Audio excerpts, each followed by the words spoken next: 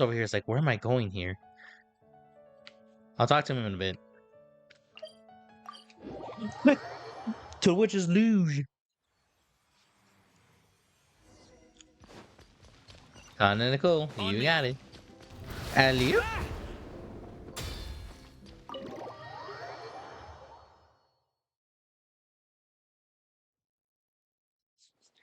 The second day. Oh, you're here. I Hello. was just starting to wonder if I should send you clearer instructions. But then I thought, if I make my hints too obvious, it might get in the way of your travel plans. Well, yeah. And then, just as I was pacing back and forth, agonizing over what I was going to do, you turned up here anyway. So, it looks like everything worked out fine. Cool. Hey, Nicole! You're so full of energy today! And words! You're so full of words! I'll take that as a compliment. All right then. Are you ready to check out my next room? Cool. Is this Nicole's studio? Why is there just a bunch of empty frames on white walls? Let's take a closer look. Wow. Wow. Paimon almost had a heart attack being sucked in by a painting like that. Wait a sec. This place looks familiar. Oh, it's the table where the mages hold their tea parties. It all started the first time Alice invited me for tea. On that day, I didn't attend in person, mostly because back then, I still hadn't decided whether I really wanted to join the Hexen Circle or not. Alice was the only one there who knew my true identity. She warned me not to say a word or let anyone else discover who I was. I was only supposed to observe. And then what happened? Well, then I concluded that she was punishing me for my hesitation to join. Everyone was talking about such interesting things. How could I not chime in? And of course, when you're in the middle of a conversation and someone throws out a question you know the answer to, how are you supposed to keep your mouth shut? Which brings us to the bet between Barbeloth and Alice, Rhindaughter's forbidden creations, Ivanovna's political machinations. It was like a series of exquisitely acted plays, distilled within the confines of a teacup. Their words alone were enough to ignite my instinct to lay the truth bare before them.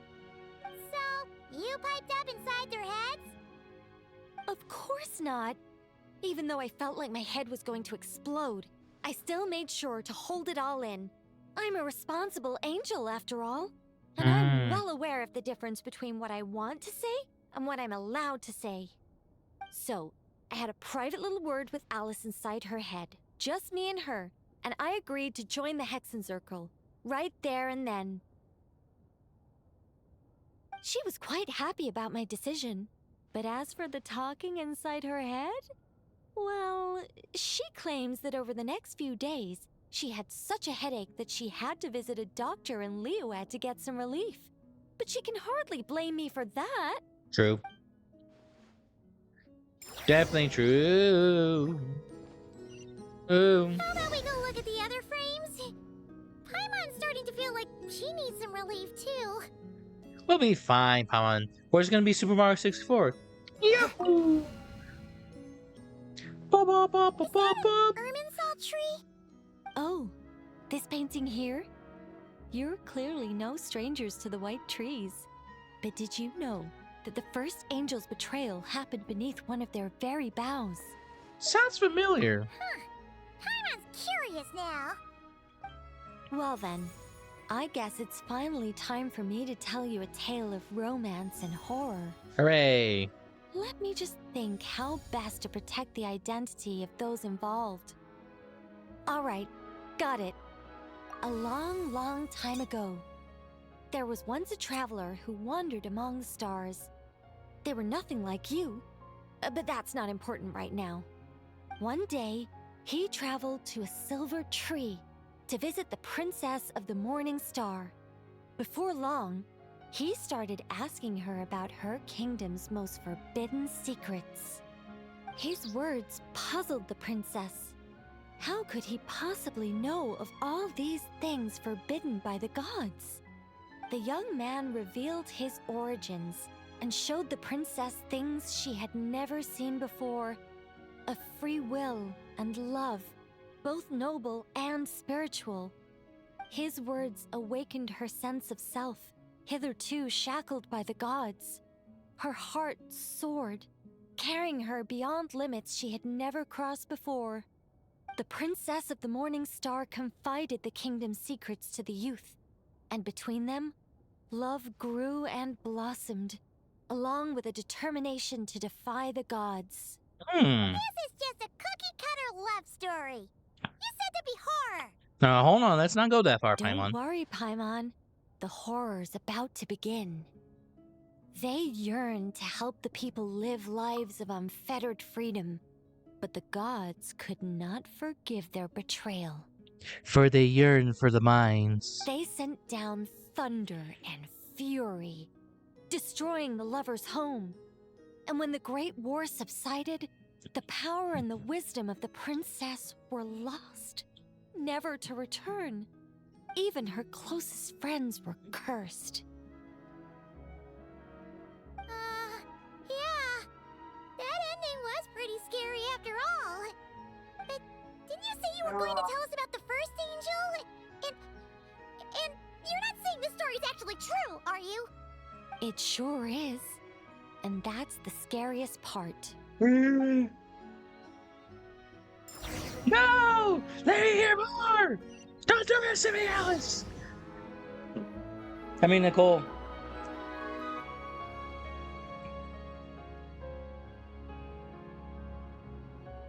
Yahoo! Bum, bum, bum, bum, bum, bum. Hey, this is Simulanka!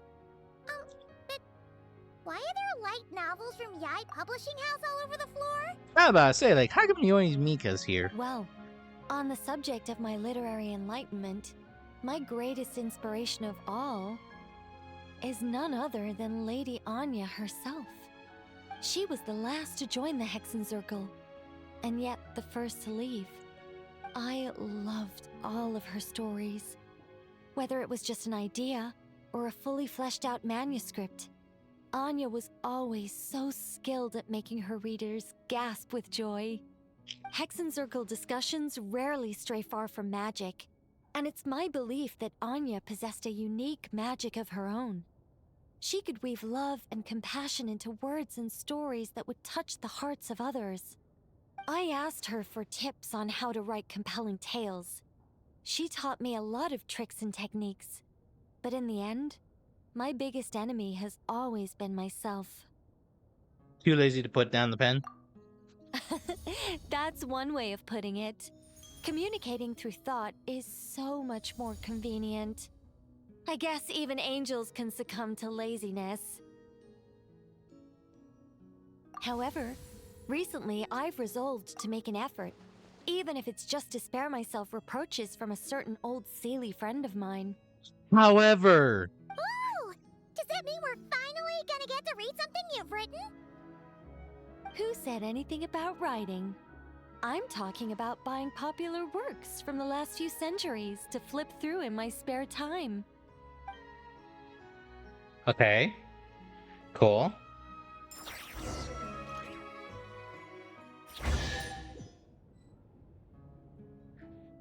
Okay.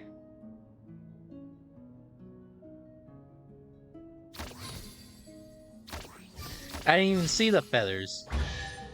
These paintings all remind me of places that hold great significance in my heart. And now, the studio has been fully restored. All Aw. right, go ahead and claim our reward. What? Don't look at me like that. Of course this reward is ours. Sure. You're not going to leave this chest unopened, are you? I can't let you leave if you do. Besides, after telling you so many stories, don't I deserve a reward of my own? Sure. Let me open the chest. After I leave. You still haven't taken everything.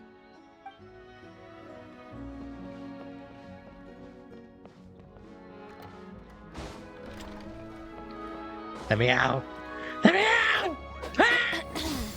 You still haven't taken Let everything. me out! Ah! I'm trying to find a killer! Help! Please, let me leave. Wait. I don't want to do A it. happy story all wrapped up. See you next time. I'm free. Finally freedom. I'm free. Alright, let's go talk to wife. It's been a while since I talked to her.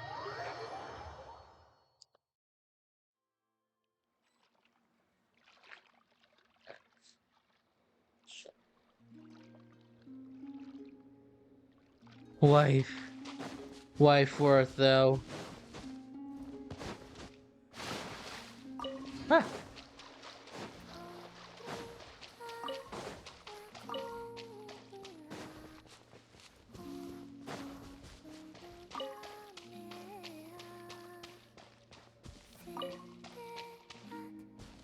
Bum, ba-dum, bum. Bum, bum, bum, bum, bum, bum. Whoever sings this has such a lovely voice. Like, I can fall asleep hearing to this. Like, it's so beautiful. Oh boy. Even though her eyes are covered, Paimon can tell she's staring right at you. What you got? Spidey senses? I'd like to try a different drink from the tavern. Alright. That can be done. I got something you can try.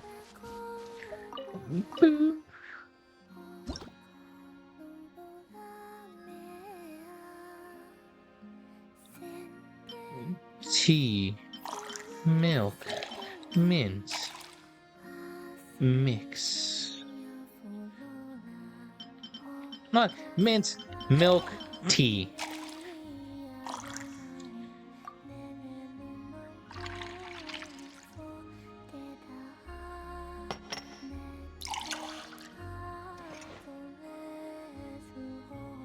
Wow. Even Paimon wants to try a glass of that. I don't even know what it is. It's just milk and tea. Milk tea? Wait, I have the perfect ingredient. Puts in boba. Boba. So, what do you think? It reminds me of a time long, long ago, when I was living with the Frost Moon Scions. The people used to make a kind of tea brewed with fresh mint leaves, spices, and dried berries. Whenever I passed by their homes, there was always a subtle herbal aroma wafting from the windows. Did you ever get to try it? I wanted to, but never got the chance. Oh, why not? When a goddess arrives at your door and asks, "May I try your tea?" no one dares to offer up the rustic tea thrown together for their own consumption. Ah, yeah. What I received in the end was more like an offering for the divine, complete with ornate packaging and all.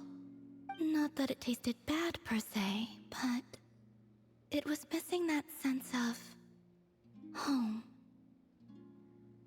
Huh. It's nice. Well, now we can fix that. The flavor is delightful. Though That's I good. must say, the idea of adding milk seems quite unorthodox to me. Ah, well, this is a Mondstadt recipe. People love adding milk, cream, and sugar to their tea over there. It's novel, but in a good way. It makes me feel like drinking a piece of boba. Phew, glad you like it. Thank you. It Yeah. seems moonlight is not the only medium through which one can glimpse the past. Nope. Even something as simple as the aroma of a drink can bring back long-forgotten memories. Correct.